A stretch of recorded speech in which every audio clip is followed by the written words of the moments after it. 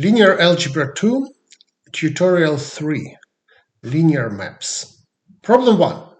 Let F be a linear map from R3 to R3 such that F sends the vector 1, 1, 0 to the vector 3 to 1, and F sends the vector 0, 1, 1 to the vector 1, 2, 3. Determine the value of F on the vector 1 to 1, the value of F on the vector 1, 0, minus 1, and the value of F on the vector 4, 2, minus 2. Solution.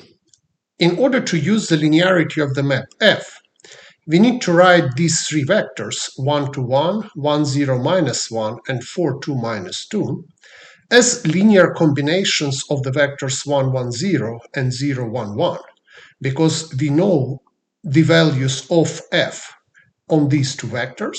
So if we can express these three vectors as the linear combination of those two vectors, we will be able to use linearity to compute the value of F at these three vectors. And in order to express these three vectors as linear combinations of these two vectors, we write a matrix where we write these vectors as columns and separate the two vectors from the 3 by vertical line. And then we try to reduce this matrix to a row echelon form using Gauss elimination. So let us do this. So here is the matrix. So the first two vectors are 1, 1, 0 and 0, 1, 1. And then we have the three vectors 1, 2, 1, 1, 0, minus 1, and 4, 2, minus 2. So let's now do Gauss elimination. We have 1 here. We want to eliminate everything else in its column. So to kill this 1, we subtract row 1 from row 2. Row 1 and row 3 remain the same, and row 2 becomes 1 minus 1 is 0, 1 minus 0 is 1, 2 minus 1 is 1, 0 minus 1 is minus 1, and 2 minus 4 is minus 2. So now we have 1 in position to 2, so we can use it to eliminate everything else in its column. So we subtract row 2 from row 3. Rows 1 and 2 remain the same, and row 3 becomes 0 minus 0 is 0, 1 minus 1 is 0, 1 minus 1 is 0, minus 1 minus minus 1 is 0, and minus 2 minus minus 2 is 0. So here is our row echelon form, and we see that these numbers are the coordinates of our three vectors in the bases given by our first two vectors. So in particular, the vector 1, 2, 1 is equal to 1, 1, 0 plus 0, 1, 1. So the coordinates are 1 and 1. So f of 1, 2, 1 is equal to f of 1, 1, 0 plus 0, 1, 1. Due to the linearity of f, this is equal to f of 1, 1, 0 plus f of 0, 1, 1. And f of 1, 1, 0 was 3 to 1, and f of 0, 1, 1 was 1 to 3. When we add up these vectors, we will get 4, 4, 4. So f of 1 to 1 is equal to 4, 4, 4. For the next vector 1, 0, minus 1, the coordinates are 1 and minus 1. So f of 1, 0, minus 1 is equal to f of 1, 1, 0 minus 0, 1, 1. The coordinates are 1 and minus 1. Using the linearity, we get f of 1, 1, 0 minus f of 0, 1, 1, which is 3 to 1 minus 1 to 3, and this is equal to 2, 0 minus 2. So f of 1, 0 minus 1 is equal to 2, 0 minus 2. And finally, for the vector 4, 2, minus 2, we have the coordinates 4 and minus 2. So f of 4, 2, minus 2 is equal to f of 4 times 1, 1, 0 minus 2 times 0, 1, 1. So this is equal to 4 times f of 1, 1, 0 minus 2 times f of 0, 1, 1. So here we use the linearity of f. This is equal to 4 times 3 to 1, because 3 to 1 is the image of 1, 1, 0, minus 2 times 1 to 3. So this is the image of 0, 1, 1. And now we can compute. This will be 12 minus 2 is 10, 8 minus 4 is 4, and 4 minus 6 is minus 2. So f of 4, 2 minus 2 is equal to 10, 4 minus 2. Problem 2. Let G be a map from Rn to Rn given by the following formula. G applied to the vector x1, x2, and so on xn is equal to the vector x1, x2, x2, x3, and so on xn, x1. Determine whether the map G is linear or not. Solution. If we look at this definition intuitively, we will see that the coordinates of the image of our vector x1, x2, xn under G are given by formulas which involve multiplication of the elements of the original vector.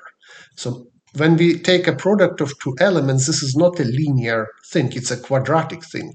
So this formula looks quadratic, it doesn't look linear. So since it doesn't look linear, most probably this is not a linear map. And so we need to find a counterexample to one of the linearity axioms. So let us look at the second axiom. Let us look what happens to the image of G if we multiply the argument x with some real number lambda. So G of lambda x, by definition, is equal to G of the vector lambda x1, lambda x2, and so on. So if we plug this into the formula which defines G, we will get a vector where the first coordinate is lambda x1 times lambda x2. So we multiply here the first two.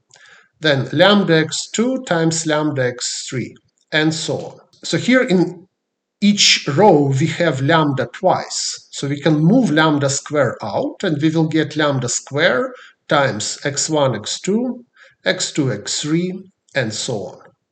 So we will have lambda square applied to the image under G of the vector x1, x2, and so on, xn.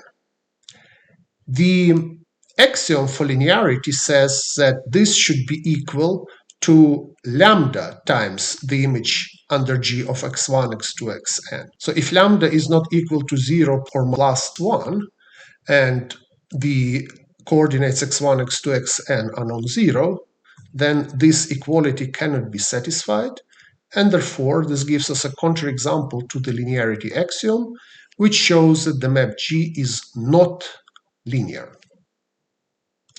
Problem 3.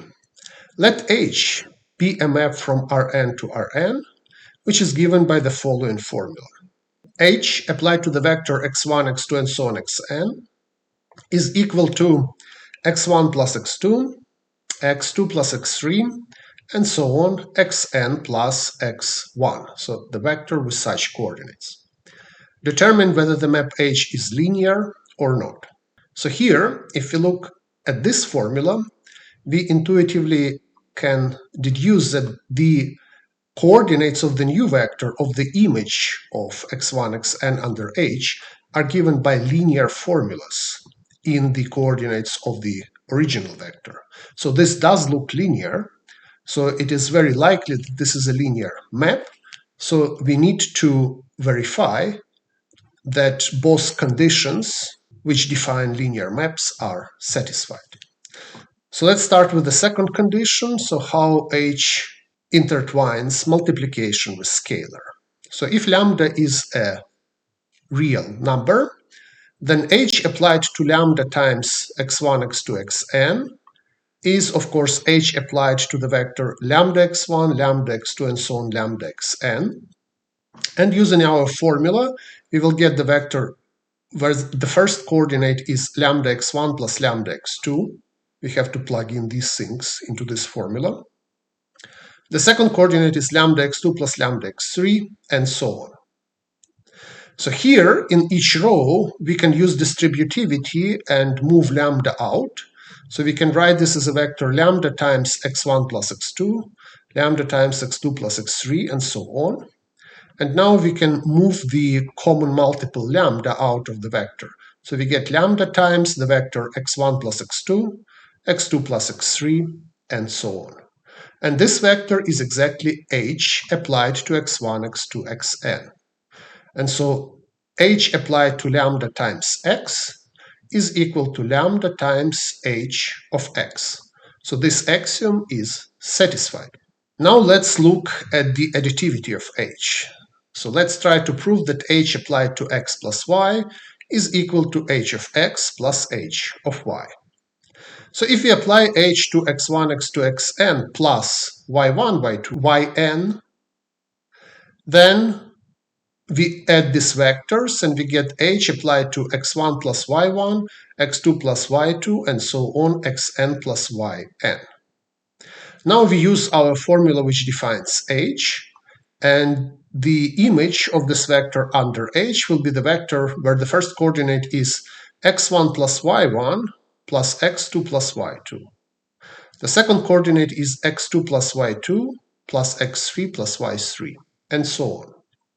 So here we can use the properties of the addition of numbers, and we write the first coordinate as x1 plus x2 plus y1 plus y2. And the second coordinate is x2 plus x3 plus y2 plus y3, and so on. So now we can write this vector as a sum of two vectors, where the first one is x1 plus x2, then x2 plus x3, and so on. And the second one is y1 plus y2, y2 plus y3, and so on.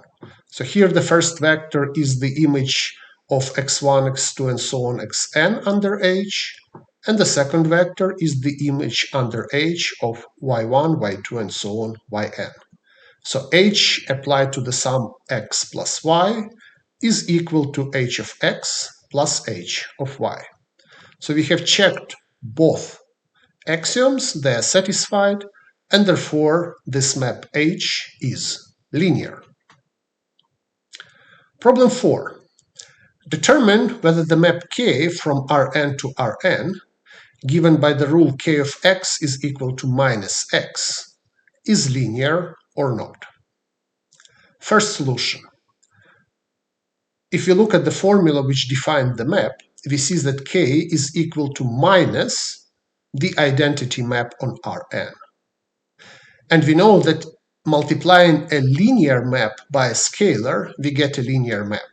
The identity map is a linear map, we know that, and if you multiply a linear map by any scalar, we get a linear map. Therefore, K is a linear map. Second solution, we can also directly check the axioms.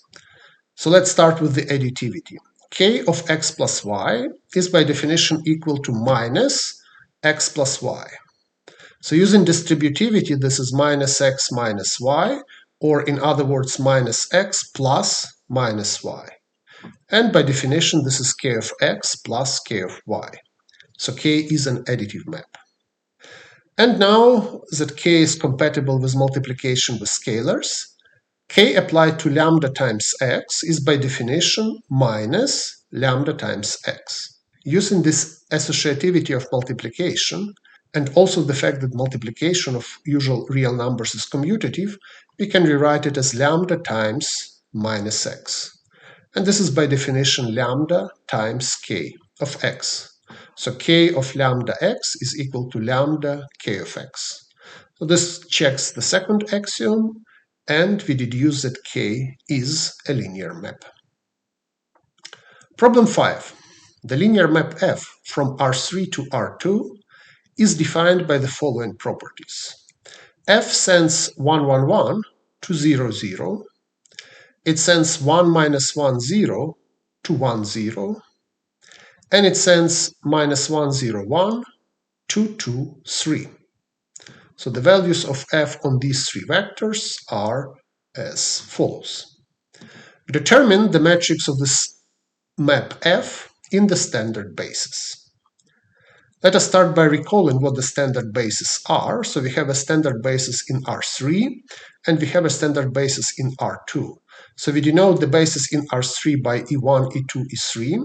So E1 is the vector 1, 0, 0, E2 is the vector 0, 1, 0, and E3 is the vector 0, 0, 1. So altogether they form the standard basis bolt E in R3. And then we have the standard basis bolt F in R2, which consists of vectors F1 and F2, where F1 is 1, 0 and F2 is 0, 1.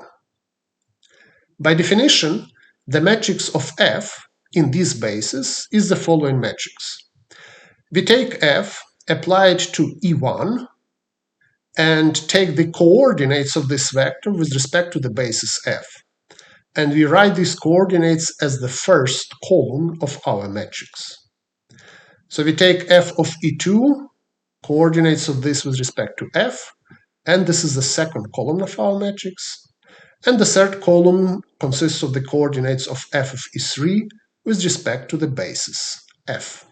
So in order to be able to compute this, we need to express our basis elements E1, E2, and E3 as linear combination of the vectors from the formulation of our problem. We know what F does to 1, 1, 1, 1 minus 1, 0, and minus 1, 0, 1. So in order to be able to compute what F does to E1, E2, and E3, we need to write E1, E2, and E3 as linear combinations of these vectors. And we do this as usual. So we write our vectors 1, 1, 1, 1 minus 1, 0, minus 1, 0, 1 as columns in the matrix. We write the vertical line, and then we write the vectors E1, E2, and E3. So 1, 0, 0, 0, 1, 0, and 0, 0, 1 as columns to the right of the vertical line. So we have this matrix, and we want to reduce it to a row echelon form using Gauss elimination. So we have 1 here in position 1, 1. So we use it to kill everything else in its column. So we subtract line 1 from line 2 and from line 3. Line 1 remains the same, and line 2 becomes 1 minus 1 is 0, minus 1 minus 1 is minus 2, 0 minus minus 1 is 1, 0 minus 1 is minus 1, 1 minus 0 is 1, 0 minus 0 is 0. And line 3 is 1 minus 1 is 0, 0 minus 1 is minus 1, 1 minus minus 1 is 2, 0 minus 1 is minus 1, 0 minus 0 is 0, 1 minus 0 is 1. So now here we have minus 1 here, so we can make it into 1 by multiplying the third row with minus 1, and then we change row 2 and row 3 in order to take this 1 and place it at the position 2, 2. So the first row remains the same, the second row becomes the third row, and the second row becomes 0, 1, minus 2, 1, 0, minus 1. So multiplication of this with minus 1. So now we have 1 in position 2, 2. We can use it to kill everything in its column. So we subtract second row from the first row, and we multiply the second row with 2 and add to row 3. The second row remains the same. The first row becomes 1 minus 0 is 0, 1 minus 1 is 1, minus 1 minus minus 2 is 1, 1 minus 1 is 0, 0 minus 0 is 0, 0 minus minus 1 is 1. And the third row becomes 0 plus 0 is 0, minus 2 plus 2 is 0, 1 minus 4 is minus 3, minus 1 plus 2 is 1, 1 plus 0 is 1, 0 minus 2 is minus 2. So now we have minus 3 here at the position 3, 3. We need to make it into 1, so we divide the third row by minus 3. The outcome is that the first and second rows are the same, and the third row becomes 0, 0, 1, and then minus 1/3, minus 1/3, 2/3. So now we have 1 in position 3, 3, and we can use this 1 to eliminate everything else in its column.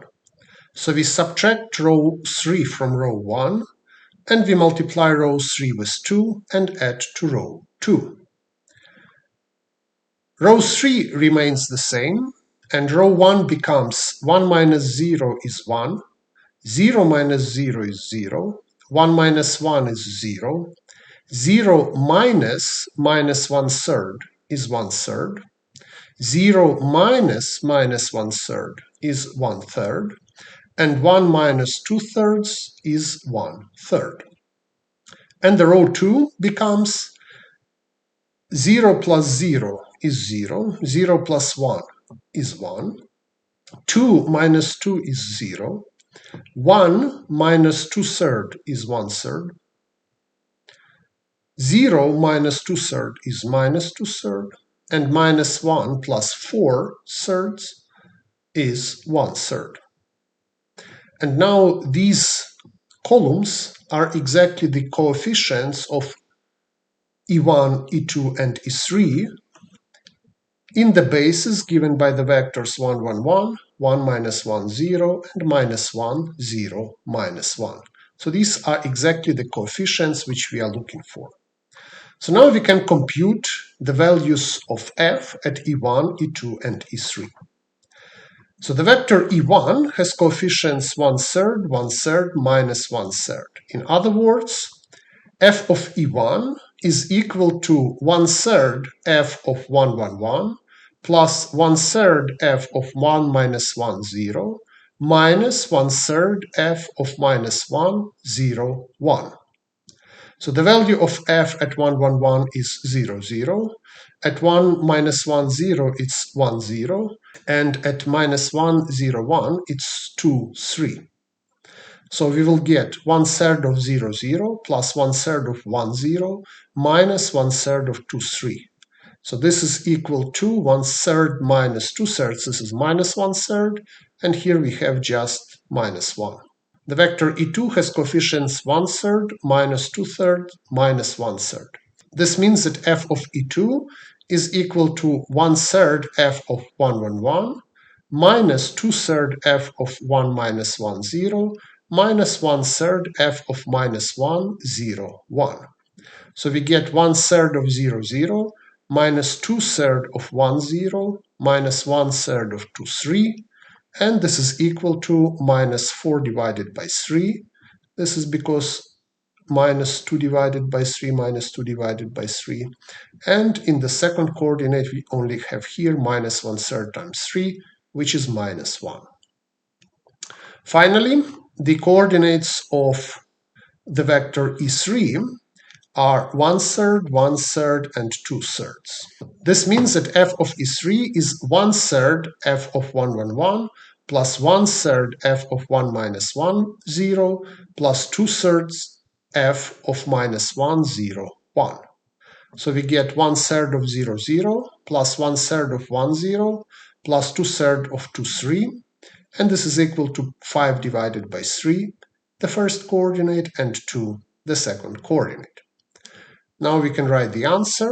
The matrix of f in the standard bases E and F is the following matrix: minus 1/3, minus 4 divided by 3, and then 5 divided by 3. This is the first row. Minus 1, minus 1, 2 is the second row. Problem 6.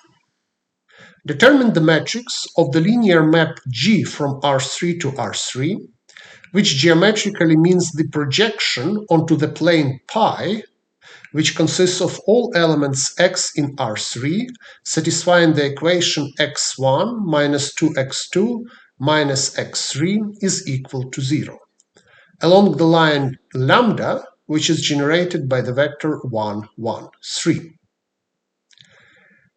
In order for this problem to be well formulated, we need that the plane π and the line lambda do not intersect, or in other words, they only intersect in the 0 vector. And this is indeed the case. If we plug in 1, 1, 3 into the equation which defines π, we will get 1 minus 2 minus 3. This is minus 4. This is not equal to 0. So the vector which generates lambda doesn't belong to π. Okay, so we have a plane π in a three-dimensional space, and the line lambda, which doesn't belong to this plane. So a projection onto a plane along this line means that the vectors from the plane are sent to themselves. So each vector from the plane is sent to itself. And each vector from the line is sent to zero. If you project along the line, then the whole line collapses to zero. So our linear map G is defined by the properties that it leaves the vector in our plane pi where they are, and it sends the whole line lambda to zero. Also recall that the dimension of the plane is 2, so each plane in a three-dimensional space is two-dimensional. We can choose a basis in this plane. Since the dimension is 2, we need two linearly independent vectors in pi. As a first vector, let us take the vector v1, 1, 0, 1. So if you take 1, minus 2, 0, and minus 1, we will get 0. So this vector belongs to the plane pi. And as a second vector, let us take 1, 1, minus 1. 1 minus 2 minus minus 1 is 0. So this vector also belongs to pi. The two vectors are obviously linearly independent because none of them is a scalar multiple of the other, because this has 0 as a coordinate and the corresponding coordinate in the other vector is non-zero. So these two vectors are linearly independent. Since the plane has dimension 2, they form a basis in our plane pi. And let us denote by v3 the generating vector for our line lambda. So that's a vector 1, 1, 3. And then the claim is that the vectors v1, v2, and v3 together form a basis in R3. We denote this basis by bold v. So to check that three vectors form a basis in R3, we should write their coordinates as columns and compute the determinant. And the determinant will be 1 times 1 times 3 plus 1 times 1 times 1 plus 0 times something minus 1 times 1 times 1 minus 1 times 1 times minus 1 and minus 0 times something. It will have 3 plus 1 minus 1 plus 1. So the outcome is 4, which is non-zero. So the determinant is non-zero, and this verifies that v1, v2, and v3 form a basis in R3. And the matrix of our linear map G in this basis is really easy. It's the matrix 1, 0, 0, 0, 1, 0, 0, 0, 0. So this is because G of v1 is equal to v1.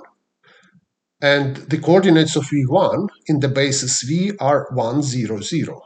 So the matrix of G in the basis v will have as a first column the coordinates of G of v1, which is v1, in the basis v. And these coordinates are 1, 0, 0. So similarly, G of v2 is v2, coordinates are 0, 1, 0 in the basis v. So this is the second column of the matrix. And G of v3 is 0, because v3 is in lambda, so it collapses to 0 under G, and the coordinates are 0, 0, 0. So this is the matrix of our linear operator G in the basis v. This is very easy. But we need the matrix of G in the standard basis. So in order to determine the matrix of G in the standard basis, we need to use the base change formula. So G in the basis EE is equal to the transformation matrix from E to V, then times the matrix of G from V to V, and then the transformation matrix from V to E. So we have already computed the matrix of G in the basis VV, and the transformation matrix from the standard basis to V is simply obtained by writing the coordinates of V1, V2, and V3 as columns in the matrix. So the transformation matrix from E to V is the matrix 1, 0, 1, 1, 1, minus 1, 1, 1, 3. Now we need to compute the transformation matrix back from V to E. But we know that the transformation matrix back is the inverse of the transformation matrix forward. So we need to compute the inverse of this matrix, T from E to V. So we write this matrix as the left-hand side, vertical line, and then we write the identity matrix. And then we reduce the whole thing to a row echelon form using Gauss elimination. So we have 1 here. We use it to eliminate everything in the first column. So we subtract row 1 from row 3. Rows 1 and 2 remain the same. And row 3 becomes 1 minus 1 is 0. Minus 1 minus 1 is minus 2. 3 minus 1 is 2. 0 minus 1 is minus 1. 0 minus 0 is 0. And 1 minus 0 is 1. So here we have 1 in position 2. We can use it to kill everything else in its column. So we subtract row 2 from row 1, and we multiply row 2 with 2 and add to row 3. Row 2 remains the same, and row 1 becomes 1, 0, 0, 1 minus 1, 0. And row 3 becomes 0, 0, 4, minus 1, 2, 1. Now we have this 4 here in position 3, 3. We need 1, so we need to divide row 3 by 4. Rows 1 and row 2 remain the same, and row 3 becomes 0, 0, 1, minus 1, 4, 2 divided by 4, which is 1/2, and 1/4. So now we have 1 in position 3, 3. We can use it to eliminate 1 in position 2, 3. So we subtract row 3 from row 2. Rows 1 and 3 remain the same, and row 2 becomes 0 minus 0 is 0, 1 minus 0 is 1, 1 minus 1 is 0, 0 minus minus 1/4 is 1/4, 1 minus 1/2 is 1/2, and 0 minus 1/4 is minus 1/4. So now we have the identity matrix here on the left-hand side of our vertical line. This means that the answer is on the right-hand side of this vertical line. So the transformation matrix from V to E is equal to 1 divided by 4 times the matrix 4 minus 4, 0, 1, 2, minus 1, minus 1, 2, 1. And now we can compute the final answer. So we plug everything what we know into the base change formula. The matrix of G in the standard basis is equal to the product of the transformation matrix from E to V times the matrix of G in the basis V times the transformation matrix from V to E. And this is equal to, we move out the scalar 1/4 from this last transformation matrix. So 1/4 times, this is the transformation matrix from E to V, 1, 1, 1, 0, 1, 1, 1 minus 1, 3. Then we have the matrix, which is the matrix of G in the basis V, 1, 0, 0, 0, 1, 0, 0, 0, 0. And then we have the remaining part of the transformation matrix from V to E, 4 minus 4, 0, 1, 2, minus 1, minus 1, 2, 1. So we have our scalar 1/4. Now we multiply these two matrices. So 1, 1, 1 means that we take the sum of all three rows. So we will have 1, 1, 0 as the first row. So the 0, 1, 1 means that we take the sum of row 2 and row 3. So we will have 0, 1, 0. And 1 minus 1, 3 we need to compute. We will have 1 minus 1, 0. So this is the product of these two matrices. And now we multiply this with the third matrix, 4 minus 4, 0, 1, 2, minus 1, minus 1, 2, 1. So, and the result is 1 divided by 4 times, so we will have here 4 plus 1 is 5, minus 4 plus 2 is minus 2, 1 minus 1 is minus 1. So here we will have simply 1, 2, minus 1, and then 1 minus 1 means 4 minus 1 is 3, minus 4 minus 2 is minus 6, 0 plus 1 is 1. So the answer, the matrix of G in the standard basis, is the matrix 1 divided by 4 times the matrix 5 minus 2 minus 1, 1, 2 minus 1, 3 minus 6, 1. Problem 7. Determine the matrix in the standard basis for the linear map H from R3 to R3, which geometrically means the projection onto the line lambda generated by the vector 1, 1, 3 along the plane pi, which consists of all x in R3 such that x1 minus 2x2 minus x3 is equal to 0. So it's almost the same problem as problem 6, but we swapped the role of the line and the role of the plane. So we have exactly the same plane and exactly the same line as in the previous problem, but they have different roles. But we can use the same basis V, which we used in the previous problem.